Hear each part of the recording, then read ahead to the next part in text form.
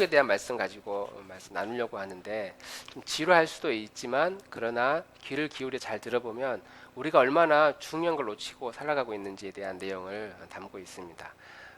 너무 갖고 싶은 복이죠. 새해 복 많이 받으십시오. 한 해의 시작을 우리는 복에 대한 인사로 하고 누군가가 빈말이라도 아유 복 많이 받으시라고 하면 빈말이라도 되게 기분이 좋아지는 말이 복 받으라는 말이죠. 성경에서 복을 많이 받았던 사람의 인물이 누구였을까 생각해 보면 누가 제일 복을 많이 받은 것 같나요? 예서가 내가 생각할 때 성경에서 복을 많이 받았다고 생각되는 인물 중에 기억나는 사람이 혹시 누가 있을까? 뭐 정답은 없어요. 다 뭐 복의 사람이니까. 요셉. 그래도 한 나라의 총리 정도 되면 요셉 한 사람 때문에 가족이 다 구원받았으니까 요셉도 복의 사람이라고 말할 수 있습니다. 또 누가 있을까요? 네, 정답은 없어요. 그냥 자기가 생각하는 솔로몬. 그렇죠. 솔로몬은 왕도 그냥 무난하게 되고 왕이 돼서도 나라가 아주 번창하고 죽을 때까지 물론 솔로몬 이후의 시대가 좀 아쉽긴 했지만 죽을 때까지 그는 많은 걸 누렸던 사람 중에 한 사람이었습니다. 이것도 복이었을까요? 그는 아내가 수천 명이 넘었다고 그러는데 지금 생각해보면 복은 아니지만 근데 그걸 좋아하는 사람들은 먹히겠다 싶어요. 솔로몬은 복을 받아서 아내가 1000명이 넘었다고. 복인지 아닌지 모르겠지만 대단한 사람이면 분명합니다.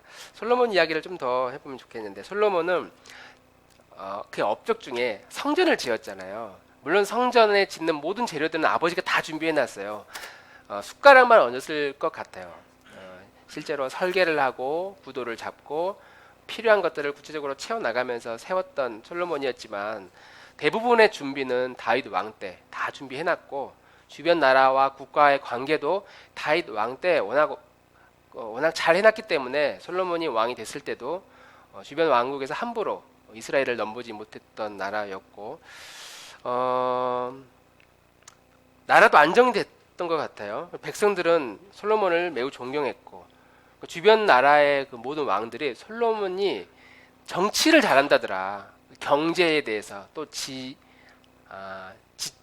학적인 학식에 대해서도 대단한 존경을 받았던 사람. 그래서 주변의 많은 나라들이 한 수 배워보겠다고 조공을 바치고 찾아와서 솔로몬과 대화 나누는 것을 기대했던 사람이 이 솔로몬입니다. 하고 싶은 것 다 했던 왕이었을 거고요. 내가 말하면 그게 곧 법이 됐던 왕이고 심지어 아무렇게나 말해도 이게 다 명문이 되고 명언이 돼서 사람들이 다 그 말 한마디에 감동을 받고 순종하고 따랐던 왕이 솔로몬이었습니다. 그런데 솔로몬이 이제 자기 자신에게 물어봤겠죠. 모든 걸 다 가졌으니까 그래 너는 거울을 보면서 거울이 뭐 청동이었겠지만 거울을 보면서 너는 행복하니?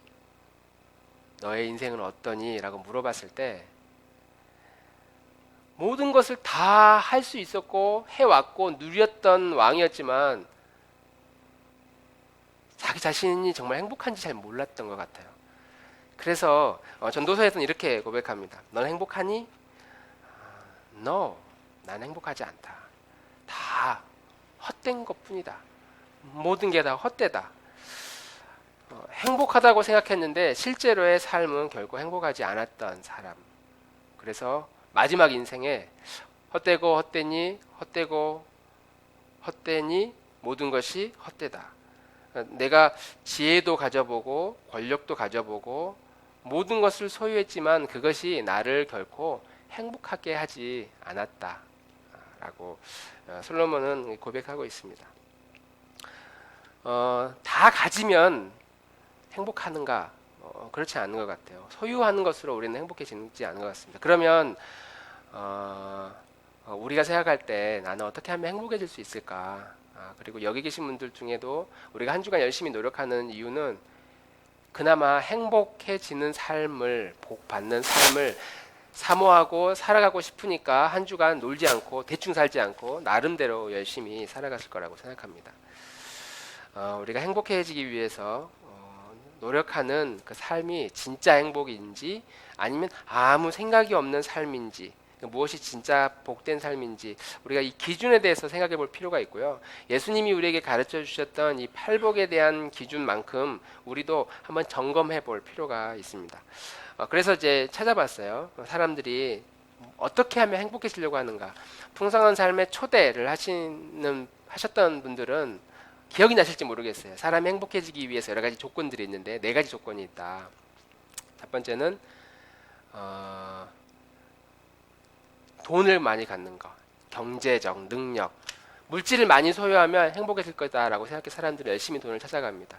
어떤 사람들은 힘, 권력을 가지면 행복해질 거라고 생각합니다. 근데 권력이 막 대단한 권력이 아니라 그냥 내가 말 한마디 하면 옆에 사람이 움직여주는 거, 이걸 힘이니까 이런 권력, 이런 힘 갖는 걸 이런 힘을 가지면 행복해질 거라고 생각하고, 어떤 사람은 쾌락, 즐겁게 살면 행복해진다고 생각해요. 쾌락이 나쁜 쾌락이 아니라 그냥 취미생활하고 내가 좋아하는 거 먹고 내가 재밌고 즐겁게 나를 즐겁게 해줄 만한 사람들을 만나고 그렇게 함으로써 사람이 행복해질 수 있다.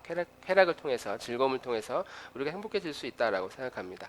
이 모든 게 보면 뭐를 통해서 행복해지는 거죠. 어떤 조건을 갖는 겁니다. 이런 것을 소유하고 있으면 내가 행복해질 거다. 돈을 소유하고 있으면, 권력을 소유하고 있으면, 즐거운 취미나 즐거운 쾌락을 소유하고 있으면 내가 행복해질 것이다 라고 사람들은 생각하고 있는 거죠. 그리고 이렇게 뭔가를 소유하도록 이 세상이 엄청난 압력을 가해요. 여기 계신 분들은 누구도 예외 없이 내가 이걸 소유하면 행복이라고 대놓고 이야기하지 않지만 결국 그걸 통해서 내가 불행해지고 싶어서 하는 건 없거든요. 내가 서울대를 가면 불행해질까 봐 나는 안 가요. 그런 사람이 어디 있겠어요? 가면 좀 더 나아질 거라고 생각하니까 서울대는 아니더라도 그 밑에 아니 대학이라도 가야지. 아니 내가 일을 안 하고 놀면 좋은데 돈을 벌면 좀 더 안정적인 삶을 살 수 있으니까 돈을 한 달에 1억 2억씩 벌면 좋지만 못 벌니까 1,000만 원을 벌고 그래도 안 되니까 500을 벌고 그래도 안 되면 300이라도 벌자. 노는 것보다 벌어야지. 그래야 안정이 되고 내 마음에 편안해지겠지. 끊임없이 소유하라고 이 세상이 우리를 부추깁니다. 뭐라도 하지 않으면 불안해지도록 우리를 만들어 버리는 거죠. 하나님이 세상을 창조하신 다음에 에덴 동산에서 가장 먼저 했던 그 유혹, 하나님이 아니라 했던 이 마귀의 유혹도 보면 하와에게 소유하라는 거였어요. 너도 가지면 된다. 뭘 가지라고 했을까요? 하나님의 능력을 너도 가질 수 있다. 야, 너 하나님이 가지고 있는 능력을 가지면 더 행복해질 거야, 지금. 그러면서 이미 하와는 가지고 있었거든요. 아담과 하와는 이미 다른 피조물과 완벽히 구별되는 아주 멋지고 강력한 능력을 이미 가지고 있었습니다. 부부로서 문제도 없었어요. 우리가 지금 이 땅에 살아갈 때 싸우다 행복하게 살다 싸우다 좋아지다 하는 이런 관계가 아니라 완벽한 일심동체의 관계를 아담과 하와는 살고 있었어요. 보기만 해도 눈에 하트 뿅뿅 나가면서 서로 사랑하고 좋아하고 나쁜 말 절대 안 하고 격려하고 지지하고 세워주고 서로가 서로를 위해주는 이런 관계였습니다. 모든 피조물들이 다 아담과 하와에게 순종했어요.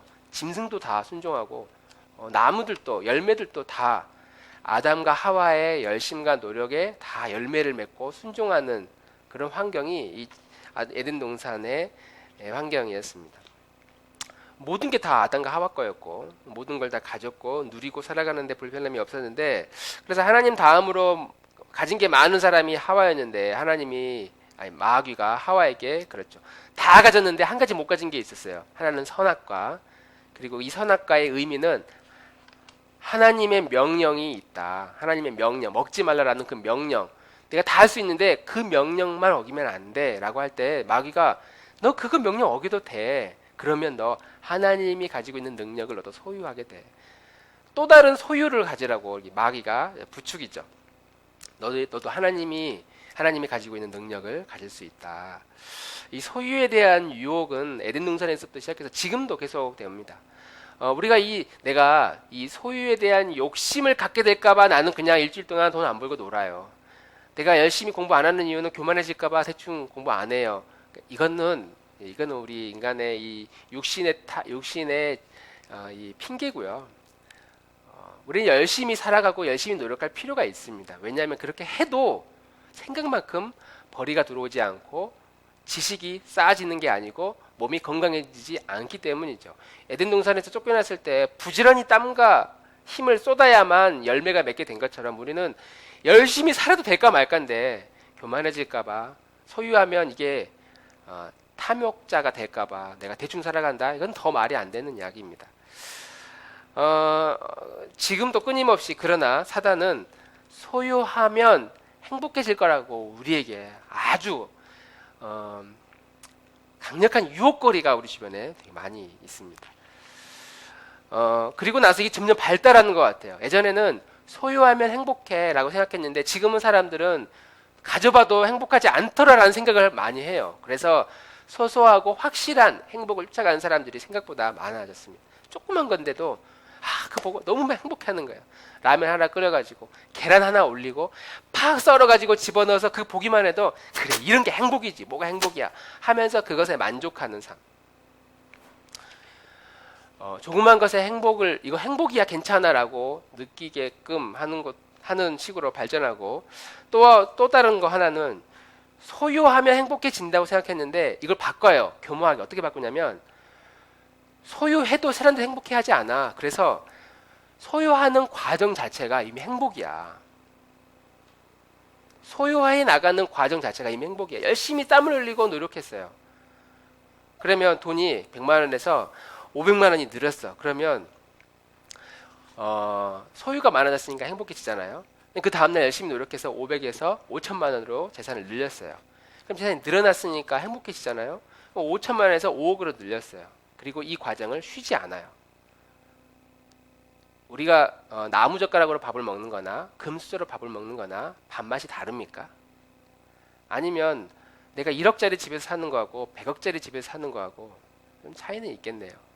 그렇지만 누구나 다 밥을 먹고 화장실에 가서 뒤로 나오는 건 별 차이 없이 똑같습니다. 한겨울에 100만 원짜리 파카 입어도 그냥 춥지 않겠잖아요. 100만 원짜리 파카 입는 거나 1000만 원짜리 파카 입는 거나 추위하고는 별 상관이 없어요. 그런데 우리는 끊임없이 더 많은 것을 가지면, 더 많은 것을 소유하면 뭔가 더 되겠지. 그 이상의 욕심을 계속 소유 자체를 욕망으로 삼고 계속 소유하는 것에 빠져서 중독이 되어서 나아가도록 사단은 우리에게 이렇게 교묘하게 유혹한다는 것이죠. 돈을 많이 벌면 행복해질 거라고 생각해서 많이 벌었는데 그게 끝이 아니라 계속해서 벌어야만 너는 행복해져라고 부추기는 이 시대. 그 시대 속에서 우리는 소유하는 것으로 인간이 결코 행복할 수 없다. 그나마 우리가 바라는 건 많은 소유가 아니라 인간으로서 존재할 만큼 살아갈 만큼의 소유를 우리는 기대하고 있지만 그러나 그것으로 우리는 그 다음의 것이 우리를 기다리고 있기 때문에 결국 행복해질 수 없다라고 생각할 수 있다는 것이죠. 그러면 뭐가 행복이냐? 구약에서는 이 행복에 대한 개념을 소유하는 거 이런 개념을 가지고 있지 않아요. 특별히 히브리인들의 사고 가운데서 행복은 뭔가를 많이 가지면 소유하는 게 해빙이 아니라 뭔가를 행하는 것이 행복이다라고 생각을 했습니다. 그래서 시편 1편, 2편에 이렇게 이야기를 하고 있어요. 다 같이 한번 큰 소리로 읽겠습니다. 시작.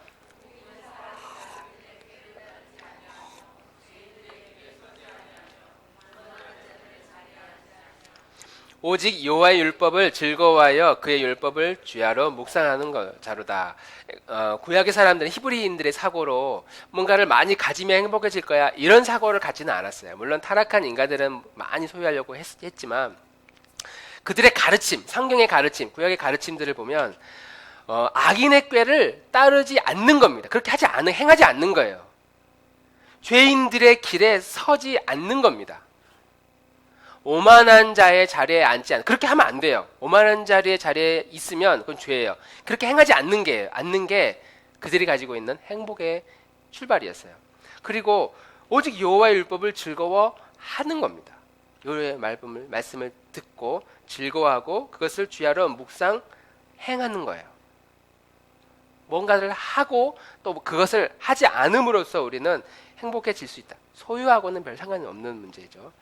그런데 여기에서 이제 악인의 꾀, 죄인들의 길, 오만한 자들의 자리, 이런 표현이 있는데, 이런 게 고정적으로 딱 정해져 있는 게 아니에요. 악인들의 꾀, 나는 그러면 저렇게 하지 않아야지. 죄인들이 막 길을 가는데, 나는 저 길을 안 갈 거야. 오만한 자의 자리가 딱 있어요. 난 저기 안 앉아. 그렇게 정해져 있는 게 아니라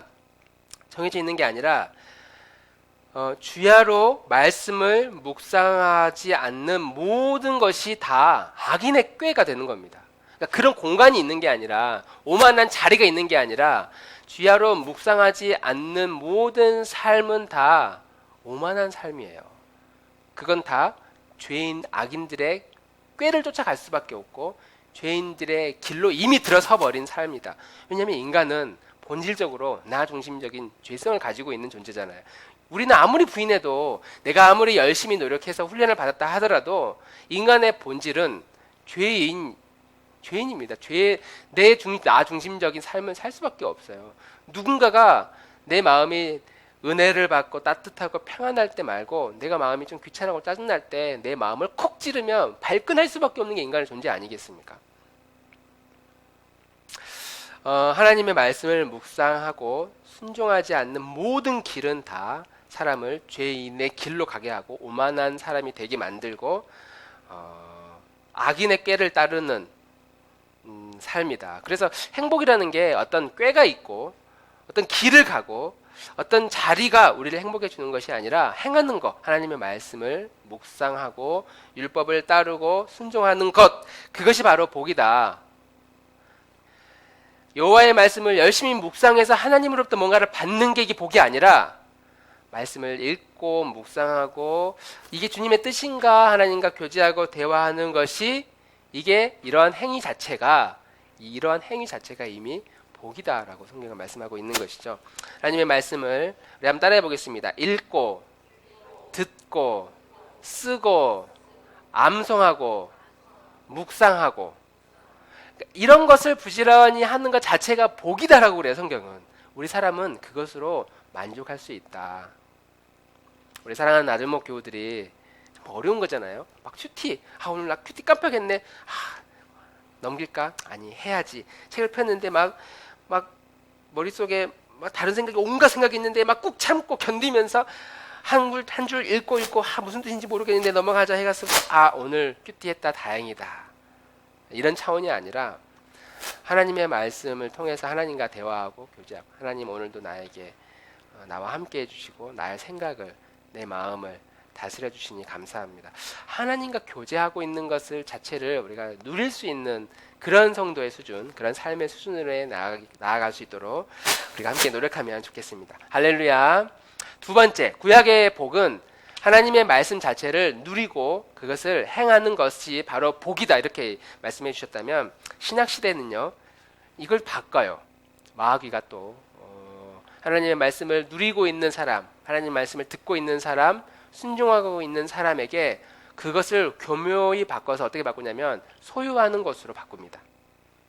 하나님의 말씀을 열심히 묵상해 나가는데, 그래 너 오늘 몇 장 읽었어? 이렇게 물어봐요. 열심히 순종했는데 그래 너 몇 년이나 순종했지? 이렇게 물어봐요. 안식일을 열심히 잘 지켰는데, 주일 성수를 열심히 했는데 몇 번 빠지긴 했지? 그런 식으로 수치화해서 우리가 가지고 있는 것을 의로움으로, 선으로 포장해가지고 이것을 수치화합니다. 그래서 얼마나 많이 했니? 정확하게 지키긴 했니? 그러면 지키지 못한 건 뭐야? 라고 하면서 우리를 유혹하죠. 그리고 그것을 완벽하게 지키는 사람은 이제 고도의 복된 사람의 수준에 이르게 되고, 그것을 잘 지키지 못하는 사람들은 이제 점점 주눅이 들고 위축이 돼요. 그게 이스라엘 백성들의 모습이었습니다. 종교 지도자들이 볼 때 이 사람들은 죄인이야, 제대로 율법을 지키지도 않아, 이 사람들은 악한 사람들이야, 몸이 아파? 어떻게 몸이 아플 수가 있지? 분명히 아버지로부터 죄가 물려받아 몸이 아픈 사람들일 거야 라고 하면서 낙인을 찍죠. 무엇인가를 행하는 것 자체가 복인데, 그 행하는 것을 했냐 안 했냐로 다시 구분시켜 버렸던 시대가 신약시대, 예수님이 있었던 신약시대였습니다. 내가 예배를 몇 번 드렸어요. 그래서 우리는 주일 성수를 한 번도 안 빠지고 열심히 합니다.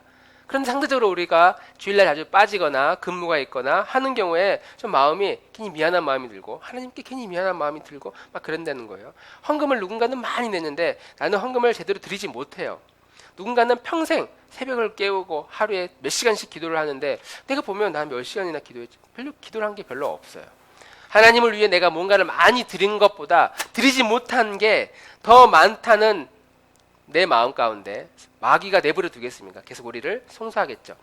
반대로 많이 주님을 위해 많이 드렸던 사람은 내가 주님께 드린 게 이렇게 많아라고 이것을 이렇게 포장해 가지고 마치 그것이 나의 믿음인 것처럼 우리는 오해하고 착각하면서 살아간다라고 하는 것이죠. 그리고 내가 이렇게 했으니까 하나님이 뭔가 주시겠죠? 하나님이 뭔가 잘 봐주시겠죠? 나를 더 많이 사랑해 주겠죠? 라고 생각하는 것이죠. 그리고 이것이 이 신약시대의 대세였고요. 오늘날에도 이런 대세에 우리가 자유롭지 못해요. 물론 격려하는 차원에서 이렇게 할 수는 있어요. 주일날 빠지지 않도록 출석부 크게 만들어가지고 출석부 막 스티커를 붙여요. 빠질 때마다 스티커가 이빨 빠진 그 옥수수처럼 빠져 있어요. 딱 볼 때 좀 미안하기도 하고 부끄럽기도 하고 그러잖아요.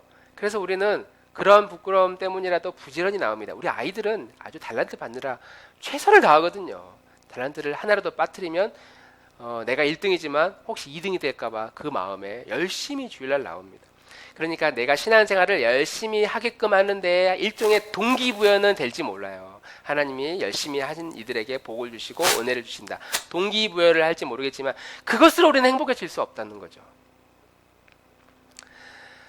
사회가 점점 그렇게 부추기고 있습니다. 이런 분위기 속에서 예수님이 오늘 우리들에게 새로운 복에 대한 개념을 꺼내서 이야기하고 있는 겁니다. 아니 사실은 새로운 복에 대한 이야기가 아니라 에덴 동산에서부터 이미 있어 왔던 그러나 우리가 놓치고 잊어버렸던 복의 본질에 대한 이야기를 예수님이 산 위에서 백성들에게 이야기를 하고 있는 겁니다. 그게 뭐냐면 뭔가를 행하는 것 이것도 아니다.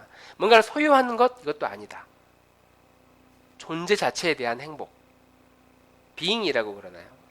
이미 그 자리에 있는 그 존재가 복된 존재다라는 것을 예수님이 팔복 가운데 우리에게 말씀하고 있다는 것이죠. 팔복 말씀은 들어본 적이 있으시죠? 다들 마음이 가난한 자는 복이 있나니 천국이 저희의 것이며 애통하는 자는 복이 있나니 저희가 위로를 받을 것이요 온유한 자는 복이 있나니 이렇게 해서 우리는 어떤 식으로 이 사회의 대세에 의하면 이런 식으로 이해합니다. 내가 마음을 내 심령을 더 가난하게 만들면 내가 복을 받을 거야. 내가 더 많이 울어야 돼. 더 애통해야 하는 삶을 살아야 돼. 아니 내가 더 온유해져야지. 더 온유함을 가지면 복의 사람이 되는 거야 라고 우리가 이 팔복의 말씀을 이해하거든요. 오랫동안 이런 식으로 이 팔복의 말씀을 이해해왔고요.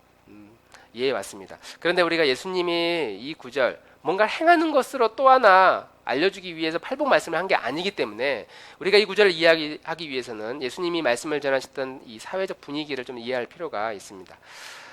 5장 말씀 바로 전에 4장 말씀에 어떤 내용이 나오냐면 제가 4장 맨 말미의 말씀 23절 24절 한번 읽어보겠습니다. 예수께서 온 갈릴리에 두루다니사 그들의 회당에서 가르치시며 천국 복음을 전파하시니 백성 중에 모든 병과 모든 약한 것을 고치시니 그의 소문이 온 수리아에 퍼진지라. 사람들이 모든 앓는 자 곧 각종 병에 걸려서 고통당하는 자 귀신 들린 자 간질하는 자 중풍병자들을 데려오니 그들을 고치시더라. 갈릴리와 데가볼리와 예루살렘과 유대와 요단강 건너편에서 수많은 무리가 따르니라. 수많은 사람들 정상는 한 명도 없어요. 다 몸에 불구가 되어진 사람들, 몸이 아픈 사람들, 고통받는 사람들, 이런 사람들, 이방인들 이런 사람들이 다 소문이 나가지고 예수님께 이렇게 몰려온 겁니다. 그리고 이렇게 몰려온 이 사람들을 산 위로 데려가신 거예요. 그리고 거기에서 이 무리들을 향해 그리고 그 무리 안에 제자들을 향해서 이야기하고 있는 거죠. 심령이 가난한 자는 복이 있다. 심령이 가난한 자는 복이 있다. 천국이 저희들 것이다. 이렇게 말씀하고 있는 것이죠. 분위기가 보면 지금 이 마음이 가난한 사람은 심령이 가난한 사람은 복이 있는데 그 사람들은 천국의 주인이다 라고 하는 이 말씀을 듣는 이 백성들의 분위기가 지금 정상인은 아무도 없어요. 유대인들, 제대로 된 유대인들은 아무도 없습니다. 당시 사회적 대세로 행복해요라고 생각하는 사람들은 한 명도 이 자리에 없는 겁니다. 종교 지도자들은 아무도 이 말씀을 듣고 있지 않아요. 그리고 나는 행복하지 않아라고 생각하는 사람들, 아픈 사람들, 눈물 없이는 살 수 없는 사람들, 마음에 상처가 있는 사람들, 사기당한 사람들, 이방인들, 노아와 고아와 과부들, 이미 마음에 온유해지고 싶어서 온유함이 아니라 더 이상 할 수 있는 게 없어서 그냥 자포자기한 사람들, 이런 사람들이 지금 모여가지고 예수님의 말씀을 듣고 있는 겁니다. 아무것도 소유하는 것으로 행복해질 수 있어, 행하는 것으로 행복해질 수 있어, 이 두 개 다 해당 사항이 없는 사람들이 지금 모여서 예수님의 이 말씀을 듣고 있는 겁니다. 소유한 것도 없기 때문에 뭐 제대로 행하긴 했겠습니까? 율법을 제대로 이 사람들이 지키긴 했겠습니까? 오히려 나병에 걸린 사람들이 죄가 많아서 저렇게 하나님이 벌을 주셔서 저 사람들은 가까이 하면 안 되는 사람들이다, 불경황스러운 사람들이다, 이런 생각을, 이런 낙인을 이런 생각을 가지고 있었던 사람들이었기 때문에 두려운 사람들이죠. 고통받는 사람들이었습니다. 신약 시대에 율법을 지킴으로써 얼마나 많이 정확하게 지키느냐, 그것으로 그 사람의 행복의 가치를 평가받았던 시대였으니까 이 사람들은 몸도 아픈데 사회적으로 소외된 사람들, 무시당할 수밖에 없는 사람들이었습니다. 이런 사람들이 오늘 예수님께 나아온 겁니다. 눈물 없이 살 수 없는 사람, 계속 끊임없이 사람들로부터 비난을 받는 사람, 더러운 자라다고, 더러운 사람들이라고 비난받는 사람들, 한 번도 갑이 되어본 적이 없는 을의 자리에서, 아니 병의 자리에서 누군가의 말을 들어야 겨우 먹고 살 만한 사람들, 이리저리 치기만 했던 사람들, 그런 사람들이 오늘 모여가지고 예수님께 나온 거예요. 그리고 예수님이 그런 사람들한테, 몸이 아픈 사람들한테 건강관리를 제대로 해서 건강해지고, 그래서 일을 열심히 하고 율법을 잘 지키면 그러면 너희들은 복된 사람이 될 거다, 이런 식으로 말씀을 하지 않으신다는 거예요. 그런 사람들에게 예수님이 야, 마음이 가난한 사람은 복이 있어 라고 하면서 지금보다 더 많이 가난해져야 돼, 울고 있지만 더 많이 울어야 돼, 더 많이 막 그렇게 싸우면 안 돼, 핍박받지 말고 더 그러면 너희들은 복을 받을 수 있다, 이런 뉘앙스의 가르침이 절대로 결코 아니다라는 거예요. 이 사람들은 이미 가난한 사람들입니다. 이미 마음에 상처가 많은 사람들이고 눈물이 많은 사람들이에요. 눈물 없이는 살 수 없는 억울한 사람들이고 아픈 사람들이고 괴로운 사람들이고 무시당하는 사람들입니다. 이런 사람들에게 예수님이 너희는 내가 보니까 이미 복을 받은 사람들이다, 이미 복을 받은 사람들이라고 존재 자체를 축복하고 있는 것이죠. 뭔가를 막 행함으로, 실천함으로 복을 받는 것이 아니라 너희들의 안에 이미 하나님이 주시려고 하는 축복의 요소들이 있음을, 그런 요소들이 들어가 있음을 가르쳐주고 있는 것이죠. 그렇게 해서 내가, 이 사람들이 깜짝 놀래요. 내가 복을 받은 사람이라고? 내가 천국을 가지고 있는 사람들이라고? 내 형편은 이런데 어떻게 내가 천국을 소유한 사람이라고 말할 수 있지? 이렇게 생각할 수 있다는 것이죠. 세상 사람들은 이 이스라엘 백성들에게 가난한 사람 딱지를 붙입니다. 너는 가난한 사람이야, 너는 눈물이 많은 사람, 슬퍼하는 사람이야, 너는 힘이 없어, 너는 소망이 없어, 너는 더러운 사람, 이런 식으로 이 백성들에게 낙인을 찍습니다. 그리고 스스로도 마저 나는 이런 사람이야, 이런 존재야 라고 자기 자신을 판단하고 있는 거죠. 나는 이런 무기력한 사람이야, 나는 원래 이래, 이렇게 스스로도 낙인을 찍고 이 세상 사람들도 우리를 향해 소유하는 것으로 평가를 합니다. 대화를 하다가도 나보다 좀 더 모르는 것 같으면 무시하고, 나보다 좀 더 적은 평소에 사는 것 같으면 무시하고, 나보다 좀 더 작은 차를 타고 다니면 무시하고, 나보다 좀 더 좋은 대학 나오지 않았으면 또 무시하고, 그러면서 당신은 나보다 하수, 끊임없이 우리를 소유하는 것으로 우리를 무시하고 우리를 핍박하고 우리 마음에 낙인을 찍고, 심지어 우리도 그런 낙인을 우리 마음에 붙들면서 우리 스스로도 맞아, 나는 이 세상에서 소유하지 못한 행복하지 않은 사람이야 라고 스스로 자기 자신을 생각하고 있다는 거예요. 그런 사람들을 향해 이스라엘 백성들에게 예수님이, 유대인들에게 가난한 자는 복이 있다, 사람들이 너희를 보고 가난하다고 그러는데 너희 그렇지 않아, 너희들은 결코 가난한 사람들이 아니야, 천국을 가진 사람들이야, 너희들은 눈물이 그렇게 많이 있어서 사람들이 눈물이 많은 슬퍼하는 우는 사람이라고 하는데 그래서 맨날 이리 치이고 저리 치이고 살아가는데 그런 너희들은 원래 그런 존재가 아니야. 하늘의 위로가 이미 받고 있는 사람들이다. 너희는 더러운 사람들이 아니다. 싸우는 그런 사람들이 결코 아니다. 라고 하면서 예수님이 산 위에서 8가지의 복에 대한 이야기를 무기력한 행복하지 않은 사람들에게 이미 너희들은 행복한 사람이라고 선포하면서 말씀하고 있다는 것이죠. 그리고 우리 안에 있는 우리 자신의 꼬리표, 우리 안에 있는 열등감, 난 이것이 부족해, 난 이게 잘 못해, 노력했지만 잘 안 돼 라고 생각하는, 나는 원래 이렇게 살아야지 라고 생각하는 우리 안에 있는 이런 나약함과 부족함들을 예수님께서 전혀 다른 복에 대한 이야기를 하시면서 일깨워 주신다라고 하는 것이죠. 그리고 우리에게 너희는 천국을 소유한 사람이다. 이렇게 하면 천국을 소유한 사람이다. 그게 아니라 이미 천국을 소유한 사람이다. 이미 위로 받고 있는 사람이다. 이미 우리는 땅을 기업으로 받은 사람이다. 내 이름으로 된 땅 한 평도 없는데요. 아니야. 이미 하나님의 땅을 소유한 사람이야 라고 우리에게 말씀해 주고 있다라고 하는 것이죠.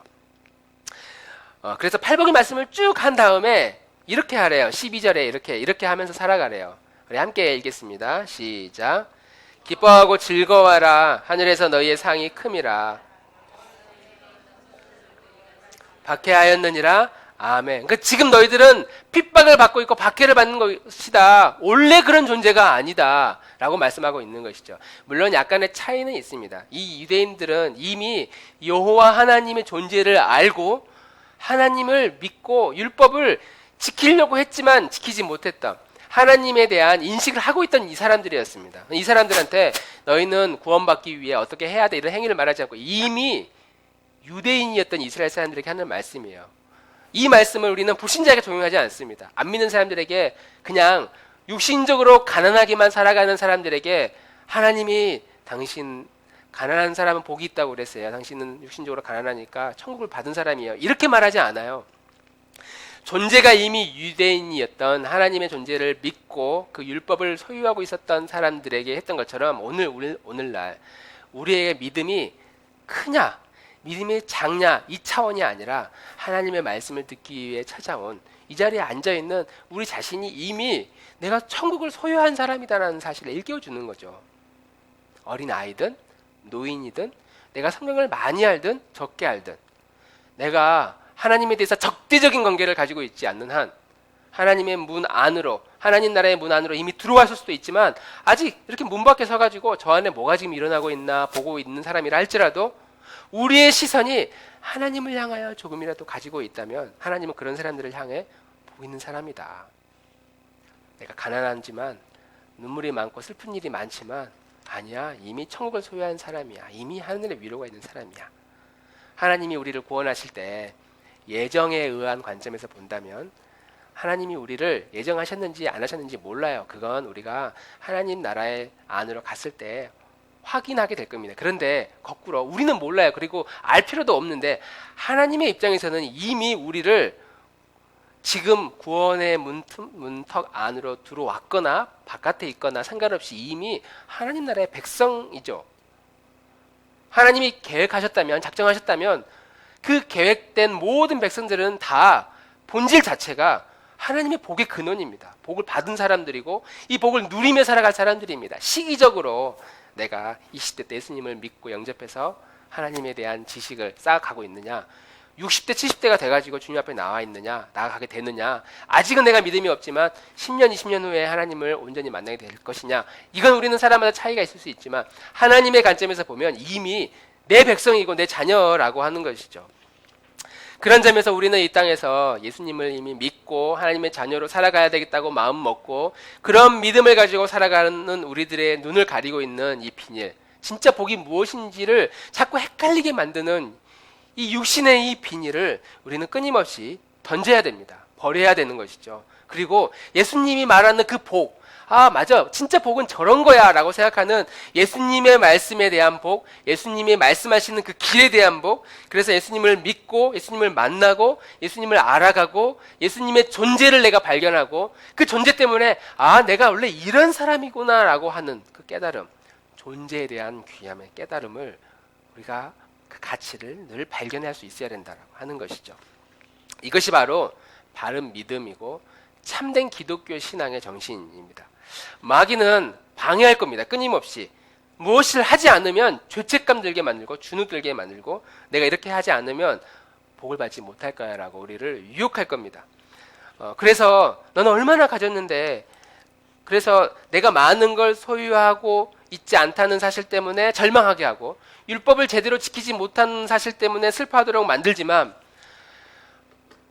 그러나 빌립보서 4장에서 이렇게 말씀하세요. 그러므로 이제 그리스도 예수 안에 있는 자에게는 결코 정죄함이 없다. 이는 그리스도 예수 안에 있는 생명의 성령의 법이 죄와 사망의 영향력, 그 법이 계속 우리에게 뭔가를 소유하게 만들고 뭔가를 누리게 만들고 뭔가를 행하게 만들고 뭔가를 갖지 않으면 주눅들게 만드는 우리 자신에게 그런 마귀가 우리의 마음을 사로잡지 못하도록 이미 생명의 성령의 법이 우리를 자유롭게 해방시켜 주셨다. 그 해방된 그 진리를 우리가 붙들고 기뻐하고 감사하고 아주 작은 것에서부터 우리가 즐거워할 수 있다면 우리가 얼마나 복된 인생을 살아갈 수 있겠습니까? 소유하는 것이 복이라면 우리는 지금보다 더 많은 것을 가지고 있어야 될 겁니다. 그런데 존재 자체가 복이라면 내 옆에 있는 사람이 지금 존재하는 것만으로 우리는 아주 큰 복이다라고 하는 것이죠. 지금 여기 나와 있는 옆에 있는 분들이 다 엄청 복받는 분들이에요. 우리 옆에 있는 분들에게 인사 한번 하면 좋겠습니다. 복의 근원이 되주셔서 감사합니다. 이렇게 인사 한번 해봅시다. 우리가 별로 존재의 의미, 가치를 발견할 수 없을 때 거꾸로 한번 생각을 해보면 참 귀하다 이런 생각을 합니다. 우리가 치고받고 싸우는 상처받는 우리 배우자라고 할지라도 생각해 보십시오. 어느 날 문득 이 배우자가 이 세상을 떠났다고 생각을 해봐요. 그럼 마음이 유쾌하고 즐겁고 기쁘지 않을 거예요. 우리 자녀들이 이 세상에 존재하지 않고 있다고 생각을 해봅시다. 아무리 지금 나를 속상하게 만드는 자녀라도 살아있는 것만으로도 얼마나 감사한지 몰라요. 믿음이 부족한 내 아내이든 남편이든 아니면 내 가족이든 내가 하나님이 우리에게 허락하신 우리 공동체의 사람들이든 내 옆에 와서 아무것도 안 하는 것처럼 보여도 존재하는 것으로 얼마나 귀한가. 예수님은 이스라엘 백성들에게 산 위에서 바람이 불어오는 그곳에서 마음이 고단하고 눈물이 많고 힘겹게 살아가는 아픈 이들을 향해 진짜 복이 무엇인지 이야기하면서 이렇게 와서 너희들이 앉아있는 것이 얼마나 복된 것인지 모른다라고 위로해 주셨던 것처럼 이 팔복의 말씀을 우리가 들으면서 하나님이 우리 자신을, 우리 나눠 먹고 놓은 죄를 많이 위로해 주셨으면 좋겠습니다. 오늘 우리 예배 끝나고 식사하잖아요. 밥값 안 내고 밥 먹을 자격 충분히 있는 것 같아요. 나온 것만으로도 우리는 밥 먹을 자격이 있는 것 같고, 우리 바리스타 이임 집사님께서 해주시는 커피 그냥 감사합니다 말 한마디만 하고 돈 안 내도 그것을 마음껏 마실 수 있는 자격이 있는 것 같고, 팥빙수 오늘 되나요? 모르겠지만 팥빙수 해주는 것도 그거 맛있게 먹을 수 있는 자격이 있는 사람들이 바로 오늘 모인 우리들인 것 같습니다. 우리가 이미 복된 사람인 것을 우리가 기억하고 그것을 누리는 방법을 계속 서로 격려하고 사랑하면서 찾아가는 저희 교우들이 되기를 주님의 이름으로 축원합니다. 우리 함께